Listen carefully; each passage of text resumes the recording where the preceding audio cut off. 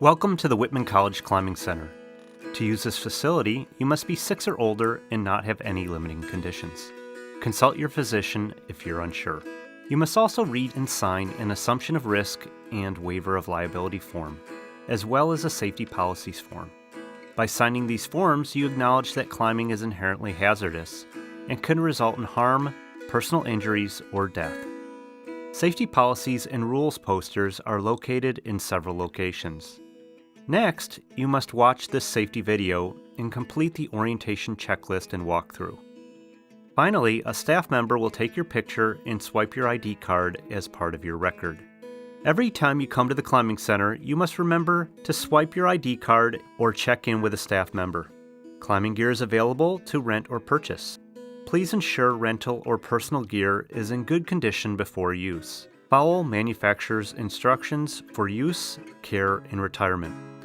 And get qualified instruction for new or unfamiliar equipment. Listen to instructions from staff.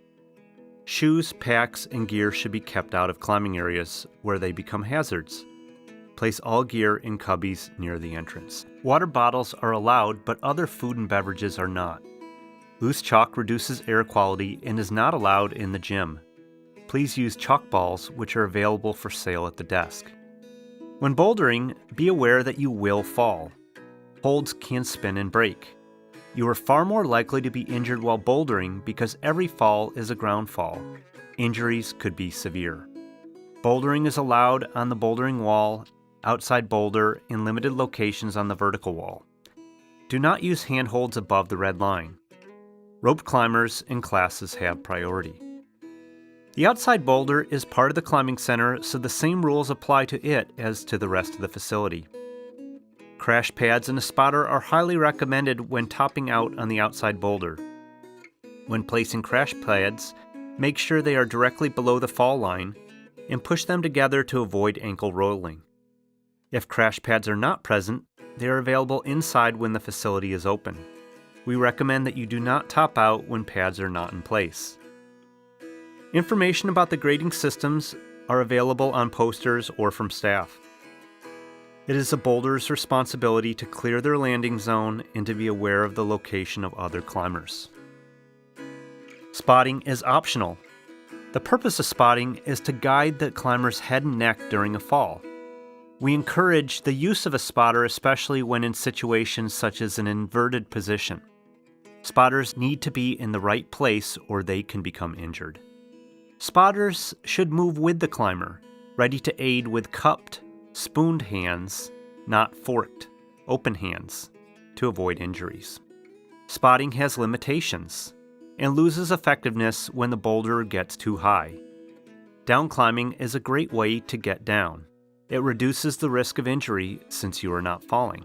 Proper falling technique, such as not landing on locked joints, reduces the risk of injury. Try to land relaxed and cat-like and not catch your fall with your hands.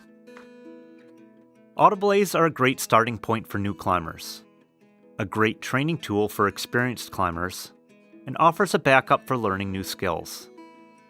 All climbers who use the autobelays must be instructed on safe use and proper operation. Autobelays have risks. Forgetting to clip in and accidentally free soloing is a serious concern. To help prevent this, reclip the autobelay to its belay gate when not in use. Mechanical failure and user error are also possible. The autobelays are designed for people weighing over 22 pounds and less than 330 pounds, and are only for one climber at a time. Before you begin, make sure your harness is properly fitted and secured. Next, pull down on the webbing to check for proper tension and webbing retraction. Open the carabiner and attach it to the belay loop on your harness. Ensure the gate is fully closed. Perform a final check on your harness, carabiner, and attachment point. Then have another climber double check you, and you're ready to climb. As you climb, stay within the climbing zone under the autobelay. Climbing too far to the left or right can result in dangerous pendulum falls. Avoid entanglement. Do not use hangers, quick draws, or carabiners as holds. Never redirect the webbing or climb into slack. If the webbing fails to retract while climbing, stop immediately and request assistance. Report unusual functioning to staff. Never climb above the auto belay. At the top, look down to ensure the landing area and descent path are free of people and obstructions. Always descend feet first. Watch below you and prepare for landing.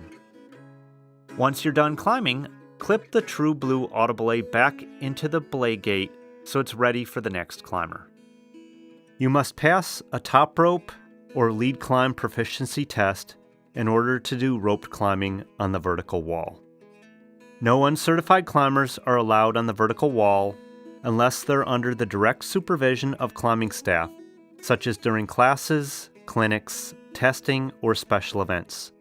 Basics and lead climb clinics and classes are available and are normally taken prior to testing, except for individuals with appropriate prior experience. There are two very common harness designs that all users should be familiar with. The first is a harness with buckles that require you to double them back. The second is a pre-threaded harness that does not require doubling back. In all cases, use according to manufacturer's instructions. Only the figure-8 follow-through knot is allowed as the climber's tie-in point. A safety check should be completed every time before leaving the ground. When checking the climber, make sure that the climber's harness is doubled back. They're tied into both tie-in points. Their knot is correct and has enough tail. When checking the belayer, check that their harness is doubled back, their belay device is loaded correctly, clipped into their belay loop, and their carabiner is locked. The climber should also check to make sure that the belayer is close to the wall and the system is closed. A stopper knot will work for this. Helmets can reduce the likelihood of injury and are available for free. If you choose not to wear a helmet, you do so at your own risk. Use proper climbing commands. On belay. Belay is on. Climbing. Climb on. The P-Bus Belay Method is the preferred belay method at this wall. P-Bus stands for pull, break, under, slide. Other belay methods such as slip, slap, slide are allowed, but getting on the P-Bus is encouraged. Avoid climbing too far to the side, creating a pendulum potential. This is important where you could swing into windows or other objects. Bottom anchors, or weighted sandbags, can be useful when there is a large weight differential between climber and belayer. When lead climbing, you should climb routes with no climbers directly next to you. You may lead on your own rope or rent a lead rope from the desk. Tie a stopper knot in lead ropes, as it is easier to lower a leader off the end. If you pull a rope to lead climb, please replace it when finished. Because a lead climber is not on belay until they clip the first bolt, belayers are encouraged to spot them up to this point. Keeping slack out of the rope through the third clip is especially important to avoid a ground fall. Lead belayers should stand close to the wall and avoid unnecessary slack and being pulled hard into the wall during a fall. Move side to side if necessary to protect yourself from a climber's potential fall and prevent the rope from becoming a hazard to the lead climber.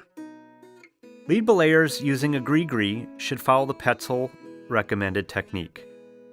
Falling leaders usually fall farther than you think they will and can swing away from the wall, so pay attention. The Rappel Station is only for use in classes and clinics, and is off limits without express permission from a staff member. Hangboards are useful for training but can cause serious finger injuries. Take special precautions to avoid damage. Clinics and classes are available on a variety of topics. Bouldering and vertical route setting clinics are required to set at this facility. We also host special events for groups, so contact the Climbing Center Outreach Coordinator if interested. If you have questions or concerns, it is your responsibility to seek clarification. Have fun.